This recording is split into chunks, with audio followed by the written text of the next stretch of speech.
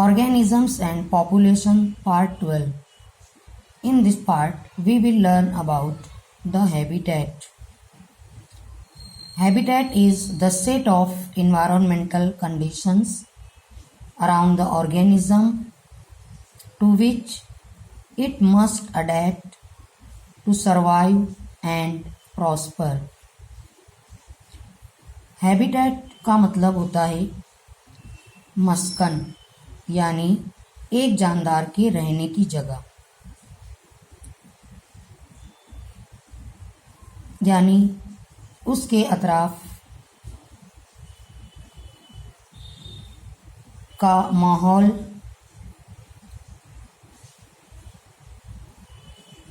और उसके रहने की जगह जहाँ पर वो अपने आप को एडजस्ट करता है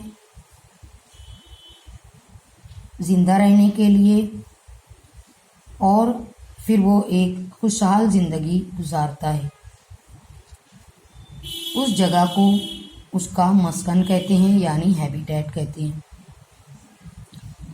और habitat is also defined as the physical space of an organism with other living and non-living factors.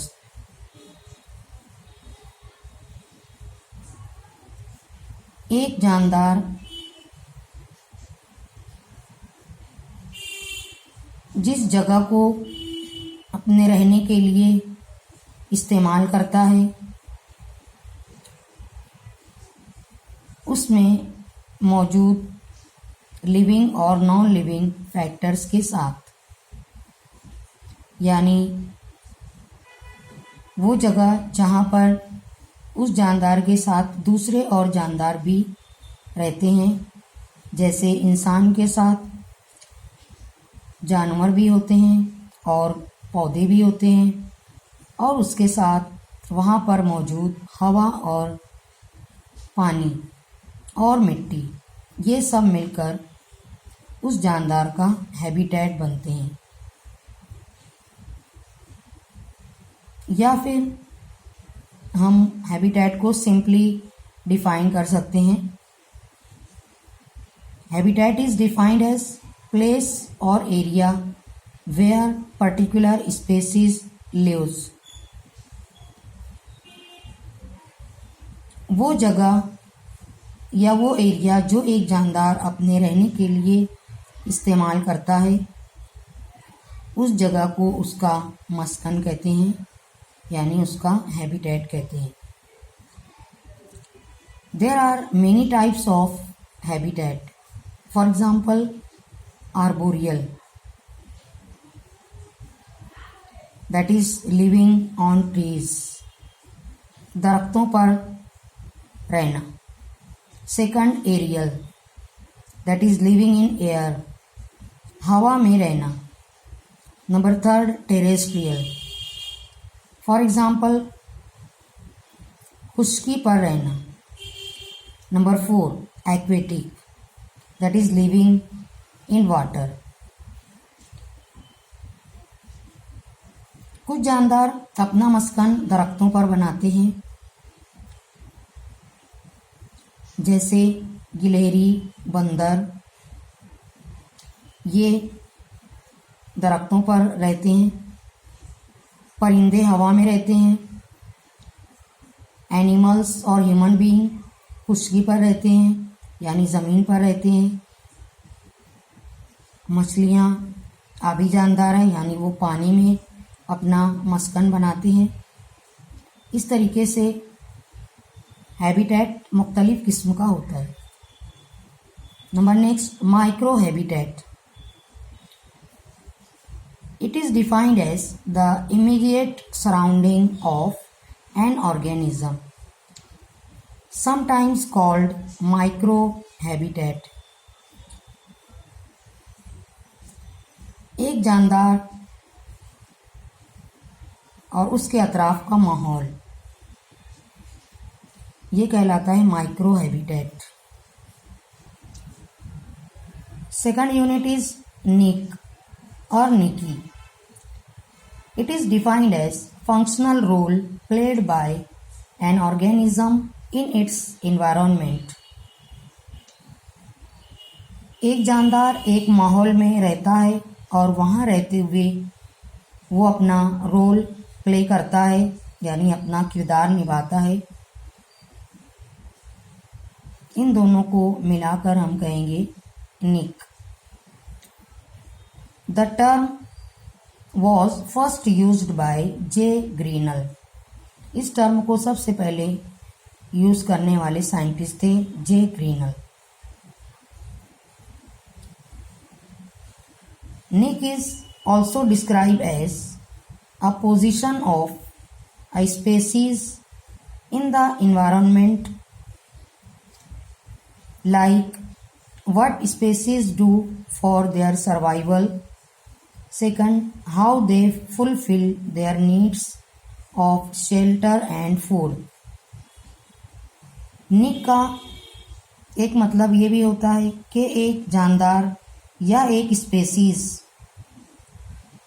की पोजीशन एक माहौल में क्या होती है, यानी वो उस माहौल में किस तरीके से अपने आप को पेश करता है।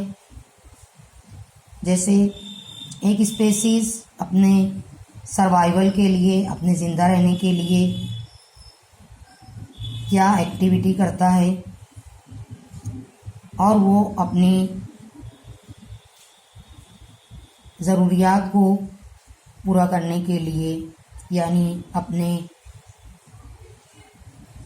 शेल्टर के लिए यानी रहने के लिए और अपनी ग़िज़ा के लिए किस तरीके से वो जद्दोजहद करता है, इसे कहते हैं निक। यानी एक जानदार एक जगह रहता भी है और वहाँ रहते हुए वो अपनी एक्टिविटीज़ को भी अंजाम देता है। ये कहलाता है ecological niche. Types of niche. There are 3 types of niche. Number 1, spatial or habitat niche, that is physical space occupied by the organism. एक जगह जो एक जानदार अपने रहने के लिए इस्तेमाल करता है उसे कहते हैं spatial or habitat niche. Second, trophic niche. It is based on the trophic level of an organism in a food chain. ग़िज़ाई जंजीर में कई जानदार एक दूसरे से जुड़े हुए होते हैं। For example,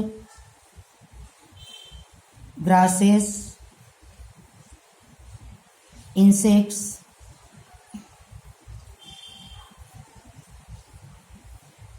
birds, snake and lion. All these are connected together by food chain, and there are number of trophic levels. At first level there are grasses. The grasses are eaten by insects. Then the insects are eaten by different types of birds. So there are different trophic levels. At first trophic level there are grasses, at second level there are insects, and on third level there are birds. So this is the food chain. तो इसमें इस food chain में grasses first level पर हैं, insect second पर, birds third level पर और snake top level पर होता है। थर्ड, मल्टी डायमेंशनल और hyper volaemic.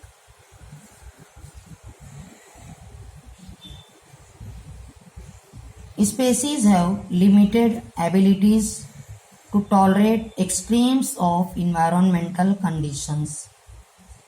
It is called as hypervolumic. एक माहौल में रहते हुए किसी भी स्पेसीज के अंदर एक लिमिटेड एबिलिटी होती है उस माहौल को टॉलरेट करने की। इसे कहते हैं hyper volume niche. For example, plant or animal will survive in a particular temperature. Extended exposure to hotter or colder temperature cannot be tolerated, and species will not occur in such environment. Plant और animal एक area में रहते हैं, वहाँ पर मौजूद particular temperature के साथ, और उसको वो टॉलरेट करते हैं और उसमें सरवाइव करते हैं। लेकिन अगर टेम्परेचर हाई या लो होता है, उस वक्त वो उस कंडीशन को टॉलरेट नहीं कर सकते, यानी बर्दाश्त नहीं कर सकते हैं, और फिर वो स्पेसीज वहाँ पर ख़त्म हो जाती है। ये एक बड़े एरिया में मौजूद निक होता है, इसलिए इसे कहते हैं मल्टी डायमेंशनल या hyper volume niche. Next unit, fundamental niche. It is the niche in absence of all competitors. It is highly improperable in nature.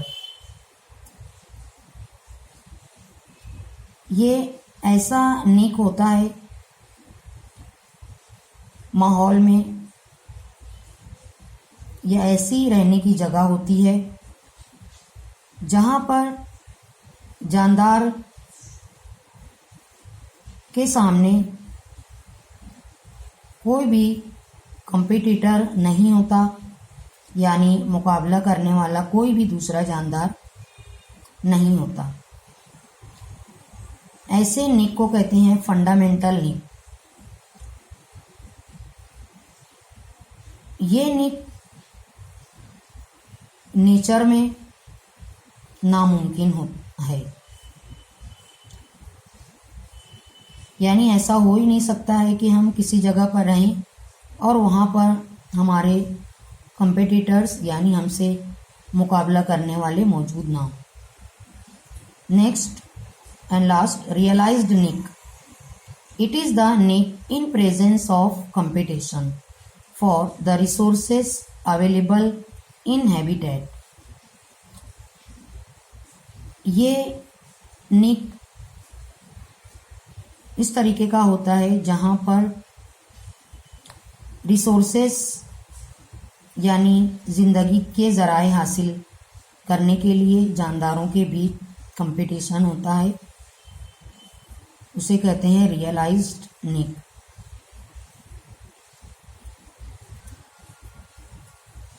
Abiotic factors affecting habitat. It is already studied by you in Organisms and Population Part 1. So see for this unit the Organism and Population Part 1. Thank you.